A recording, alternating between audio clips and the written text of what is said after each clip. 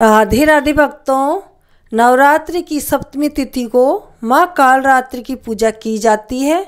जाने माँ कालरात्रि की पूजा विधि, शुभ मुहूर्त, भोग, मंत्र, आरती व कथा। नवरात्रि का 7वां दिन 7 अप्रैल 2025 शुक्रवार को है। इस दिन माँ दुर्गा की 7वीं शक्ति माँ कालरात्रि की पूजा का विधान है। मान्यता है कि माँ कालरात्रि की पूजा करने से बुरी शक्तियाँ व काल से रक्षा होती है।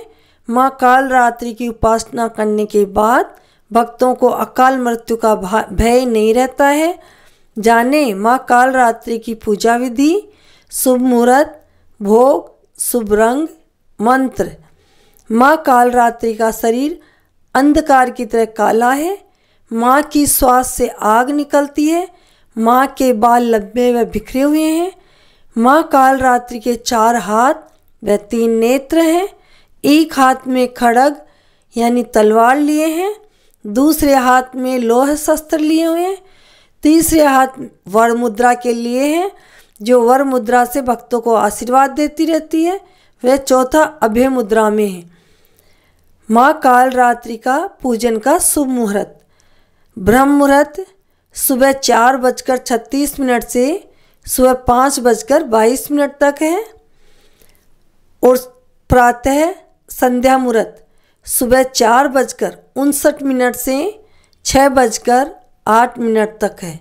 अभिजीत मुहूर्त सुबह 11:59 से 12:39 तक है। विजय मुहूर्त दोपहर 2:30 से 3:20 तक है। गोधूली मुहूर्त शाम 6:39 से 7:02 तक है। मध्याह्न संध्या शाम को 6:41 से 7:49 तक है। अमृतकाल शाम को 7:33 से रात 9:07 तक है। माँ कालरात्रि की पूजा विधि, माँ कालरात्रि की पूजा के लिए सूर्योदय से उठकर स्नान आदि कर लेना चाहिए। करने के बाद स्वच्छ वस्त्र धारण करें। माँ कालरात्रि की प्रतिमा को गंगा जल से शुद्ध करें। माँ को लाल रंग के वस्त्र अर्पित करें। रोली, कुमकुम आदि समर्पित करें। माँ को मेवा, मिष्ठान व फलों का भोग लगाएं। माँ कालरात्रि को शहद का भोग जरूर लगाना चाहिए। माँ को शहद बहुत ही पसंद है। माँ की आरती उतारें। और माँ को कौन सा भोग पसंद है ये भी आप सुन लीजिए। माँ कालरात्रि को गुड़ अति प्रिय हैं। ऐसे में नवरात्रि के 7वें दिन माँ दुर्गा को गुड़ अर्पित जरूर करें। नवरात्रि के 7वें दिन का शुभ रंग कौन सा है जो माँ को सबसे ज़्यादा पसंद है? वह माँ कालरात्रि को लाल रंग अति प्रिय हैं। ऐसे में माँ की पूजा के दौरान लाल रंग के वस्त्र ही पहनना शुभ माना गया है।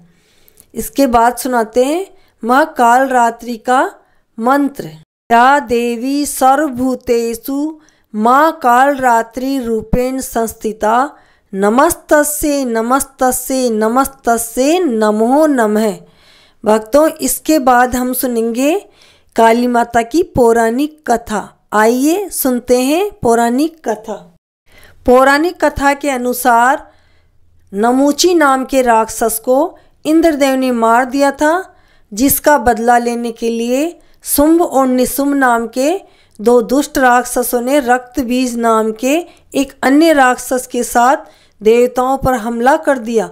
देवताओं के वार से उनके शरीर से रक्त की जितनी बूंदें गिरती, उनके उतने ही पराक्रम से अनेक दैत्य उत्पन्न हुए, जिसके बाद बहुत सी तेजी से सभी राक्षसों ने मिलकर पूरे देवलोक पर कब्जा कर लिया।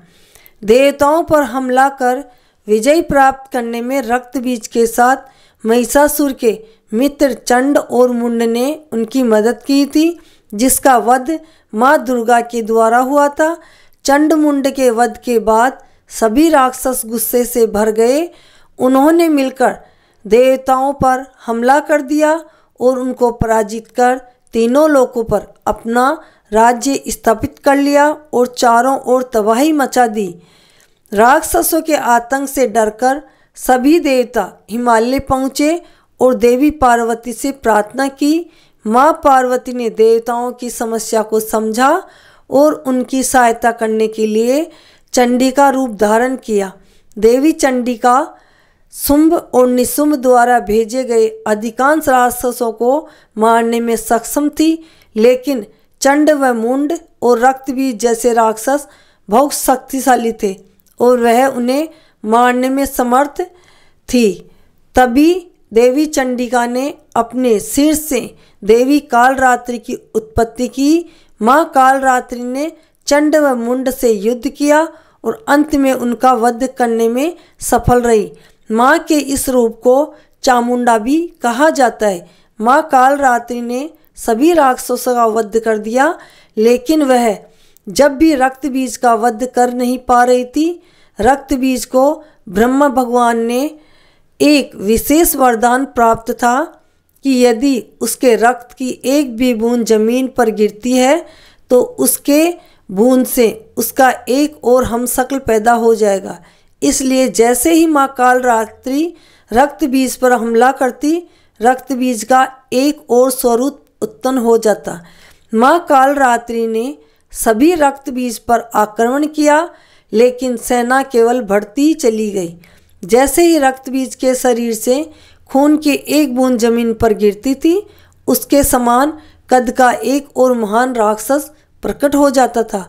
यह देख माँ कालरात्रि अत्यंत क्रोधित हो उठी और रक्त बीज के हर हमशक्ल दानव का खून पीने लगी। माँ कालरात्रि ने रक्त बीज के खून को जमीन पर गिरने से रोक दिया और अंततः सभी दानवों का अंत हो गया। बाद में उन्होंने शुंभ और निशुंभ को भी मार डाला और तीनों लोकों में शांति की स्थापना की। बोलो माँ कालरात्रि की जय, काली मैया की जय।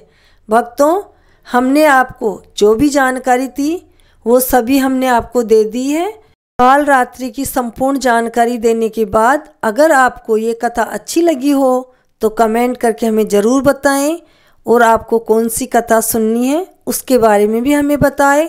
चैनल को सब्सक्राइब नहीं किया हो तो चैनल को सब्सक्राइब कर दें ताकि आपके पास ये कथाएं सबसे पहले पहुंच सकें और आप इनका लाभ उठा सकें। राधे राधे, जय श्री कृष्ण।